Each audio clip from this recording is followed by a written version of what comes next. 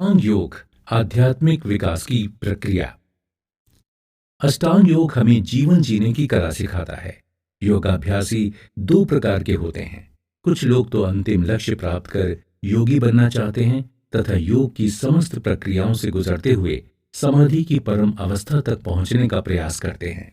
दूसरे तरह के वो योगाभ्यासी होते हैं जो तात्कालिक समस्याओं के निवारण के लिए योगाभ्यास करते हैं। उदाहरण स्वरूप, वो स्वास्थ्य सुधार चाहते हैं तथा मन की शांति और मन की एकाग्रता अर्जित करना चाहते हैं, जिससे उनका जीवन स्वस्थ और सुचारू रूप से चल सके। ये लोग योग के संबंध में कुछ जानना तो चाहते हैं, किंतु उस पथ पर बहुत आगे तक अग्रसर नहीं होना चाहते। इसलिए पतंजलि महर्षि ने दो प्रकार के उपदेशों की ओर इंगित किया है। एक उनके लिए जो उच्चतम अवस्था की प्राप्ति के लिए अपना संपूर्ण जीवन उत्सर्ग कर देते हैं तथा जीवन में ध्यान, समाधि तथा क्रिया योग का अनुशीलन करते हैं। मुख्य योग चार प्रकार के हैं: राजयोग, ज्ञान योग, भक्ति योग एवं कर्म योग। ये सभी अतीन्द्रिय ज्ञान और समाधि प्राप्त करने के साधन हैं। राजयोग को समाधि प्राप्ति का सर्वोत्तम साधन कहा जाता है। ये 8 सोपानों में विभक्त है। पतंजल दर्शन में इन सभी सोपानों को ईश्वर उपलब्धि एवं अष्टांग योग को अध्यात्म जगत के साधन का आधार माना गया है। इसके अनुसार जीवात्मा के बंधन का मूल कारण अविद्या है। ये अविद्या ही सभी 5 क्लेशों में प्रधान है और अविद्या के नष्ट होने से शेष चारों क्लेश भी नष्ट हो जाते हैं। इन क्लेशों की 4 अवस्थाएं हैं। इनके नाम हैं प्रसुप्त अवस्था, तनु अवस्था, विच्छिन्न अवस्था और उदार अवस्था। पुरुषों में ये चारों अवस्थाएं समान रूप से पाई जाती हैं। इन सभी क्लेशों को दग्ध बीज अवस्था तक लाना हमारे लिए परम आवश्यक है। साधक को बंधन एवं दुखों के मूल कारण अविद्या के नाश का उपाय करना चाहिए और इसके लिए साधन पाद में वर्णित योग के 8 अंगों का श्रवण, मनन और निधिध्यासन और साक्षात्कार का आश्रय लेना चाहिए। समाधि पाद, साधन पाद, विभूति पाद तथा कैवल्य पाद का अनुशीलन और आश्रय मानव जीवन को धन्यता से भर देगा। ऐसी दशा में सभी को इन उपायों का आश्रय लेकर अपने जीवन को योग मंच के बनाने का निरंतर अभ्यास करते रहना चाहिए। ये सही ढंग से जीवन जीने की ही कला है। अष्टांग योग के इन 8 अंगों को यदि जीवन में पालन किया जाए तो निश्चय ही हमारा जीवन शांति तथा सुख की ओर बढ़ जाएगा। ईश्वर की भक्ति विशेष और अपने समस्त कर्मों तथा उनके फलों को ईश्वर को समर्पण कर देने से सभी सांसारिक विघ्न दूर हो जाते हैं और समाधि शीघ्र ही सिद्ध हो जाती है। यहाँ पर यह प्रश्न उठ सकता है कि जब ईश्वर प्रणिधान से ही समाधि का लाभ प्राप्त हो सकता है, तब फिर योग के अन्य अंगों के अनुष्ठान का क्या प्रयोजन है? पर इस संबंध में निवेदन है कि इन 7 योग के अंगों के बिना ईश्वर प्रणिधान को संभव नहीं हो सकता है। इसलिए ईश्वर प्राणिधान को भी उपयोगी साधन माना गया है। यदि हम ईश्वर प्राणिधान रहित 7 अंगों का अनुष्ठान करेंगे तो समाधि की प्राप्ति में अनेक विघ्न हो सकते हैं और समाधि का लाभ दीर्घ समय में प्राप्त होगा। परंतु यदि ईश्वर प्राणिधान सहित इन 7 योग के अंगों का अनुष्ठान किया जाएगा तो समाधि की सिद्धि में बड़ी सरलता और सहजता हो जाएगी। अतः योग के समस्त 8 योगों का उपयोग आवश्यक एवं अनिवार्य माना गया है। योग के विषय में ध्यान देने वाली दूसरी बात यह है कि ये वास्तव में एक दर्शन मात्र नहीं है। ये तो वृत्तियों के रूप में प्रति क्षण उपक्षीय मात्र जीवनी शक्ति को स्वरूप में स्थिर करके स्वयं प्रकाश आत्मा के स्वरूप को अनुभव करने की एक कला है। इसीलिए गीता में समत्व योग उच्यते तथा योगा कर्मसु कौशलम का वर्णन है। फिर भी योग की गणना दर्शनों में भी की गई है। ध्यान रहे, योग की व्याख्या केवल शुष्क पांडित्य के सहारे संभव नहीं है। जीवन की प्रयोगशाला में ही योग का सम्यक अभ्यास संभव हो सकता है। योग से जिए ऊर्जावान जीवन। योग के दार्शनिक स्वरूप को समझने के लिए दर्शनों का ज्ञान आवश्यक है, किंतु दर्शनों का यथार्थ ज्ञान भी योग द्वारा ही प्राप्त किया जा सकता है। इसके बिना योग महज व्यायाम का साधन ही रह जाएगा और एक सफल जीवन जीने का हमारा उद्देश्य कल्पना बनकर रह जाएगा। धैर्य और जीवन हमारे 2 विपरीत आयाम नहीं, बल्कि उनकी एक ही धारा है। अष्टांग योग हमें सिखाता है कि जो शुभ हम सोचें उसे करें भी, मात्र शुभ सोचते रहने से कुछ नहीं होगा, उसे वैसा करना भी होगा। महर्षि पतंजलि और बुद्ध दोनों की यही देशता है। इसीलिए दोनों ने ही अष्टांग योग की परिकल्पना की है। हम जीवन को दोहरे ढंग से जी रहे हैं। हम भीतर से कुछ और हैं, बाहर से कुछ और हैं। हमारे जीने का अगर दोहरा ढंग होता तो भी ठीक था, पर हम तो हजार ढंग से जी रहे हैं। हमारे व्यक्तित्व में कोई सच्चाई नहीं है, वो विखंडित है। केवल योग ही उसमें एकात्मता का भाव ला सकता है। हमारे जीवन की चमक विलीन हो गई है। हम सब बिना ऊर्जा के जीते चले जा रहे हैं। मेरी दृष्टि में जीवन की कला का पहला नियम यह है कि हम अपने जीवन को ऊर्जा से भरा महसूस करें, और यह तभी संभव है जब हमारा जीवन योगाभ्यास पर आश्रित हो। हमारे जीवन में एवं समग्रता हो, वहां श्रम भी हो और विश्राम भी। हमारे जीवन में सक्रियता हो, तीव्रता हो, तो योग का यही उपदेश है। हम प्राणी प्राण ऊर्जा से भरे रहें। प्राणायाम का अर्थ यही है कि हम एक प्राण से भरा हुआ जीवन जिए। हमारा जीवन शक्ति और शांति से भरपूर हो जाए। जीवन एक वरदान है, बोझ नहीं है। वहां निराशा और उदासी के लिए कोई स्थान नहीं है। सफलता का मापदंड आनंद ही है। हमारा शरीर स्वस्थ हो, इंद्रियां सक्रिय हों, इसके लिए हमें योग साधना का अवलंबन करना होगा। वर्तमान में जीना एक समृद्ध जीवन की आवश्यकता है। सच्चा जीवन वर्तमान में ही हो सकता है, भविष्य में नहीं, अतीत में भी नहीं। वो लोग जीवन में आनंद को कभी उपलब्ध नहीं हो सकते जो पीछे लौटकर देखते रहते हैं अथवा भविष्य के ताने बाने बुनते रहते हैं। केवल वही लोग ठीक ढंग से जी पाते हैं जो प्रति क्षण जीते हैं। योग का संदेश यही है कि हम वर्तमान में जीना सीखें। हमें ध्यान रहे कि वर्तमान के क्षण के अतिरिक्त और कहीं भी कोई जीवन नहीं है। अष्टांग योग का संदेश है कि हमें स्वयं को बदलना है। जीवन बंधन नहीं है, पर जो जीने की सही कला नहीं जानते हैं उनके लिए जीवन एक बंधन और भार बन जाता है। जीवन में सतत विकास होना चाहिए, और उसके लिए पतंजलि तथा भगवान बुद्ध ने अष्टांगिक मार्गों पर चलने का निर्देश दिया है। पतंजलि के 8 अंगों की चर्चा इस पुस्तक में विस्तार से की गई है, और बुद्ध के 8 अंगों की भी चर्चा की गई है। योग हमें काम से राम की ओर जाने का संदेश देता है। हमारा जीवन ऊर्जा है, शक्ति है, लेकिन बिना योगाभ्यास के हमारी जीवन ऊर्जा सही दिशा में नहीं जा रही है। हमारी सारी ऊर्जा काम के केंद्र पर जाकर इकट्ठी हो जाती है, और सारी शक्ति काम वासना बन जाती है। हमारा जो मूलाधार चक्र है, वहां हमारी ऊर्जा काम ऊर्जा बनती है, और इसीलिए योग ने हठ योग की बहुत सी प्रक्रियाएं खोजी हैं, जिससे हम मूल बंध के अभ्यासी बन जाएं और हमारी ऊर्जा ऊपरीगामी बने, और उसकी यात्रा काम से राम की ओर प्रवाहित होती है।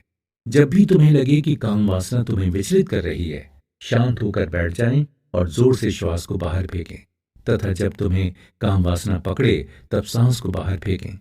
जितना हो सकता है फेंकें। अब आप पाएंगे कि आपका जीवन एक गहन स्वास्थ्य से भर गया और आपको प्रफुल्लता घेर लेगी। अतः यह मूलाधार की सहज प्रक्रिया है कि आप श्वास को बाहर फेंकने का अभ्यास करें। आपकी नाभि शून्य हो जाएगी, जिससे आपकी ऊर्जा नाभि की तरफ उठेगी और आपका मूलाधार का द्वार अपने आप बंद हो जाएगा। अगर कोई व्यक्ति मूल बंध तथा उड्डयन बंध को भी लगाना सीख ले तो कुछ ही महीने में वो पाएगा कि उसकी काम वासना द्रोहित होने लगी है और वो शनैः शनैः ब्रह्मचर्य को उपलब्ध होने लगेगा।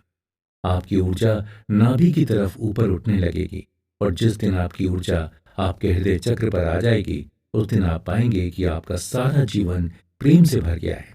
आप जहां भी जाएंगे आपके चारों तरफ प्रेम की बयार बहने लगेगी। दूसरे लोग भी अनुभव करेंगे कि आप कुछ बदल गए हैं, और फिर यही ऊर्जा जब हृदय से कंठ में आएगी तब आप पाएंगे कि आपकी वाणी माधुर्य से भर गई है। हमारा मूलाधार एक अंधा चक्र है, उसके पास आंख नहीं है। आपकी आंख तृतीय नेत्र पर है, और वहां जब आपकी ऊर्जा पहुंचती है तो पहली बार आपको सत्य दर्शन की क्षमता प्राप्त होती है। सत्य दर्शन की क्षमता के प्राप्त होते ही जीवन में आनंद के द्वार खुलने लगते हैं। भगवान बुद्ध ने भी अपने 8 अष्टांगिक मार्ग को वास्तविक सुख पाने का मार्ग बताया है, और उसका पहला सूत्र सम्यक दृष्टि ही है। इस सम्यक दृष्टि का तात्पर्य है कि जो है वही देखना, जैसा है वैसा देखना। अपनी कामना, वासना और धारणा को बीच में ना लाएं। धारणाओं को हटाकर देखने को ही सम्यक दृष्टि कहते हैं।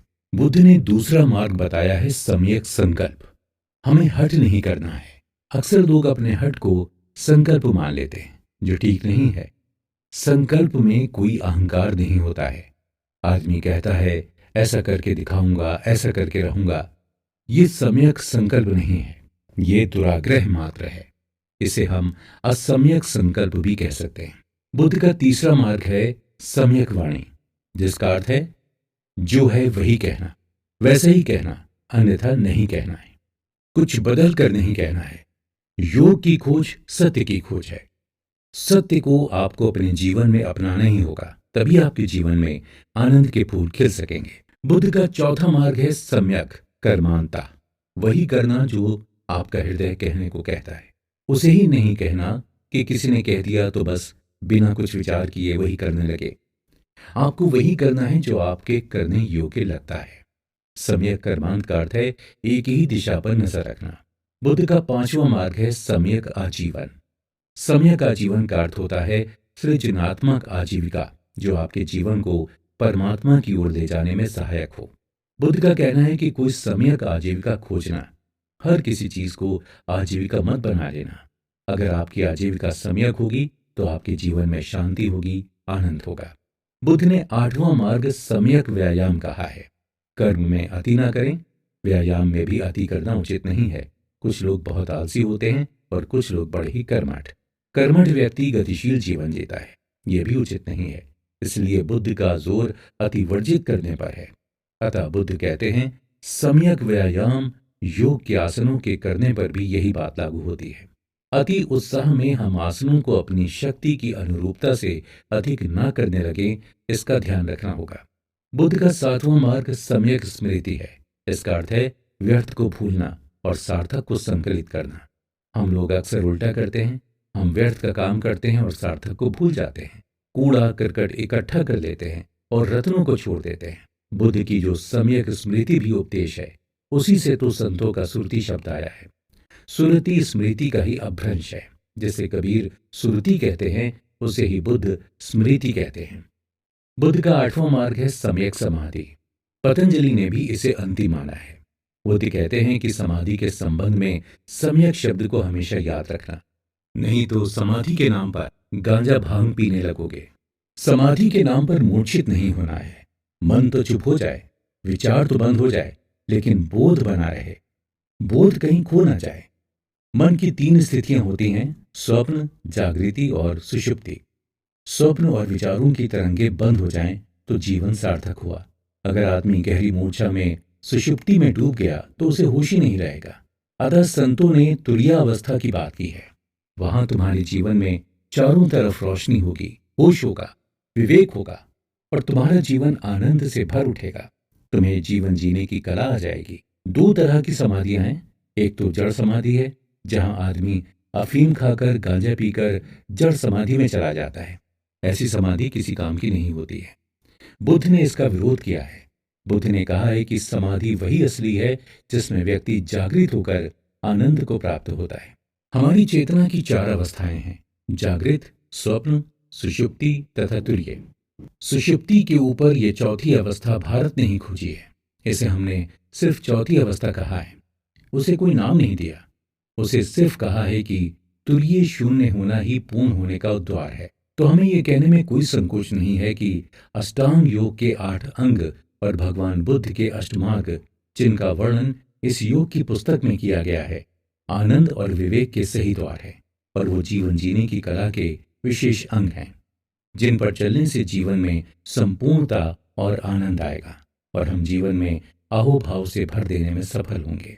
इसी प्रकार पतंजलि ने भी 8 अंगों की चर्चा की है और इन सब को आत्मज्ञान प्राप्त करने का सरल उपाय बताया है। कहा गया है कि अध्यात्म योग से प्राप्त ज्ञान के द्वारा व्यक्ति भगवान को जानकर एक धीर पुरुष की भांति हर्ष शोकादि द्वंद्वों को त्याग देता है। मन का निरोध अभी तक करना है। मन का निरोध तभी तक करना है जहां तक हृदय की सभी वासनाएं नष्ट ना हो जाएं। यही ज्ञान है और यही ध्यान का उद्देश्य भी है। तपस्वी और ज्ञानी से भी बड़ा योगी है। तपस्विम्योऽधिको योगी ज्ञानिक्योऽपि मतोऽधिका। पतंजल योग दर्शन में महर्षि पतंजलि ने 3 तरह के अधिकारियों के लिए 3 तरह के साधन बताए हैं। उत्तम अधिकारी के लिए उत्तम साधन बताया है, मध्यम अधिकारी के लिए मध्यम तथा सामान्य जनों के लिए 8 साधन बताए हैं। मध्यम के लिए ईश्वराप्राण बुद्धि रखने से व्यक्ति के जीवन में तत्व ज्ञान होता है और तब स्वाध्याय ईश्वर प्राणिधान ही क्रिया योग है। ये मध्यम साधन मध्यम अधिकारियों के लिए हैं। सामान्य अधिकारियों के लिए यम नियम आसन आदि 8 साधन बताए गए हैं।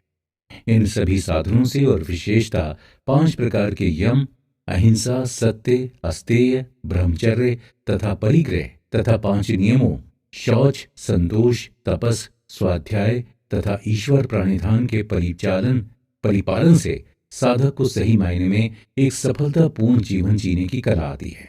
इस प्रकार बुद्ध के 8 अंगों तथा पतंजलि के 8 उपायों का मुख्य उद्देश्य मानव जीवन की दिशा को आध्यात्मिकता की ओर मोड़कर सफल जीवन जीने की एक प्रक्रिया से अवगत कराना ही है। तनाव का प्रबंधन। अष्टांग योग के माध्यम से तनाव प्रबंधन करना बहुत सरल है। अष्टांग योग के अंतर्गत कुछ ऐसे सूत्र पाए जाते हैं जो व्यक्ति के तनाव प्रबंधन में सहायक होते हैं और इसके द्वारा व्यक्ति के जीवन में तनाव का प्रबंधन सरलता से संभव है। जीवन की बाह्य घटनाओं के प्रति शरीर की भौतिक मानसिक और रासायनिक प्रक्रिया के परिणाम स्वरूप व्यक्तियों में भय झंझलाहट क्रोध और उत्तेजना उत्पन्न होती है। वास्तव में यदि देखा जाए तो तनाव मूलतः हमारी परिस्थितियों का मानसिक प्रतिसाद है। ये प्रत्येक व्यक्ति पर अलग अलग ढंग से विशेष प्रभाव डालता है। तनाव का प्रभाव। हमारे शरीर और मन पर तनावजन्य परिस्थितियों का गहरा प्रभाव पड़ता है, जिसके कारण हमारे जीवन में अनेक गंभीर और असाध्य रोग उत्पन्न हो जाते हैं और जीवन में इसका स्पष्ट प्रभाव देखा जा सकता है। शारीरिक लक्षण। तनाव के कारण हमारे मन और शरीर में तमाम प्रकार के लक्षण दिखाई देने लगते हैं, जिनके विवरण निम्न हैं।